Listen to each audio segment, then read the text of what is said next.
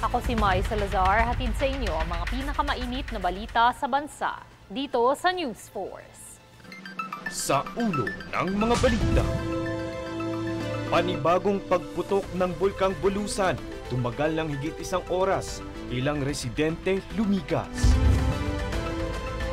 Veteranong mamamahayag, patay matapos barilhin sa kanyang mismong bahay.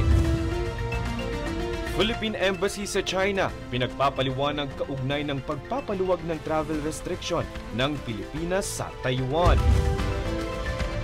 Anti-Endo Bill, 100 pesos wage hike, patuloy na inaapila ni Senator Villanueva para maisabatas. BOC at PNP, nasabat ang bangkang may kargang 2.8 million pesos na smuggle na sigarilyo sa Zamboanga. Protest boats, malaking tsansa na isulong ng mga Bisaya-speaking areas. Patas at pantay na balita, komprehensibong ulat para sa pulso ng masa. Ito ang News Force. Sa ikalawang pagkakataon, muling sumabog ang Bulkang Bulusan itong Martes ng gabi na tumagal ng 77 minutes o katumbas ng 1 oras at 17 minuto. Yumanig ng 66 na beses ang bulkan na nagbuga ng 548 tons ng asupre at 70 meters na plume. Nakarinig rin ng ilang mga residente ng malakas na pag-alingaw ng pagputok ng bulkan. Nasa alert level 1 pa rin ang Bulusan kung saan may tsansang muling pumutok. Kaugnay nito, ilang residente ang lumikas papunta sa mga evacuation centers upang pansamantalang manuluyan habang nag-aalboroto ang bulkan.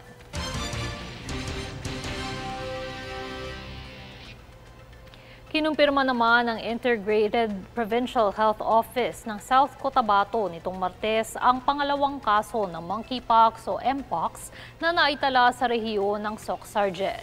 Ang unang kasong naiulat na pasyente ay residente ng Tulunan, North Cotabato, habang ang panibagong pasyente naman ay residente ng Lake Cebu, South Cotabato, na parehong nasa stable na kalagayan na. Tiniyak naman ni Governor Reynaldo Tamayo Jr. na walang dapat ikaalarma ang publiko.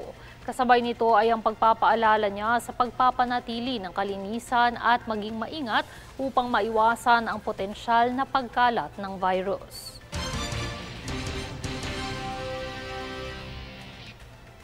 Isang malungkot at sensitibong balita po, patay ang isang veteranong mamamahayag matapos barilin ng hindi pa nakikilalang suspect nito lamang Martes ng gabi. Sinubukang dalhin sa ospital ang biktima na si Juan Johnny Dayang, ngunit idineklarang dead on arrival. Ayon sa mga otoridad, nanonood ng telebisyon ang biktima nang pumasok ang suspect at tuluyan ng binaril. Kilala si Dayang bilang matagal ng presidente ng Publishers Association of the Philippines Incorporated.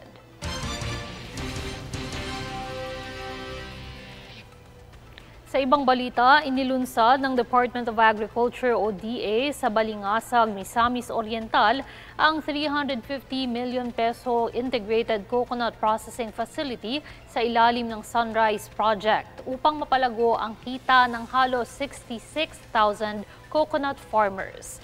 Sa tulong ng makabagong teknolohiya, layunin ng proyekto na gawing high-value products tulad ng VCO, coconut flour at activated carbon ang bawat bahagi ng niyog, habang nagbibigay ng libo-libong trabaho. Kasabay nito, ibinigay rin ng pamahalaan ng 201.6 million pesos na halaga ng makinarya at kagamitan sa mga grupo ng magsasaka sa rehiyon bilang suporta sa rural industrialization.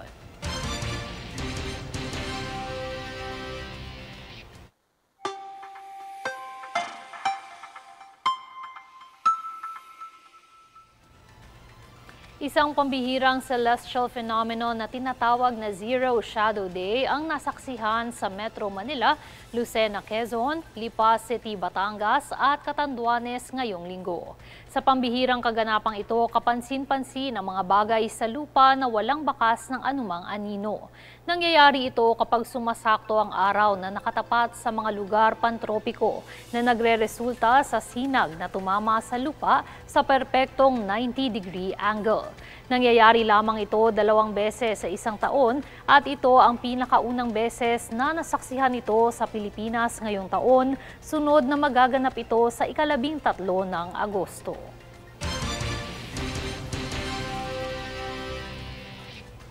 Susunod sa News Force. Vice President Sara susunod na umanong aarestuhin ng ICC Senator Amy Marcos.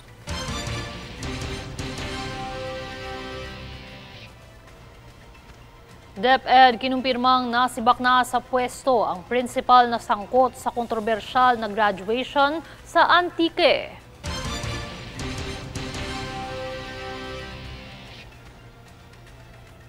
China, pinagpapaliwanag ang kanilang Philippine Embassy kaugnay ng pagpapaluwag ng travel restriction ng Pilipinas sa Taiwan. Manatiling nakatutok para sa higit pa mga balita sa pagbabalik ng News 4.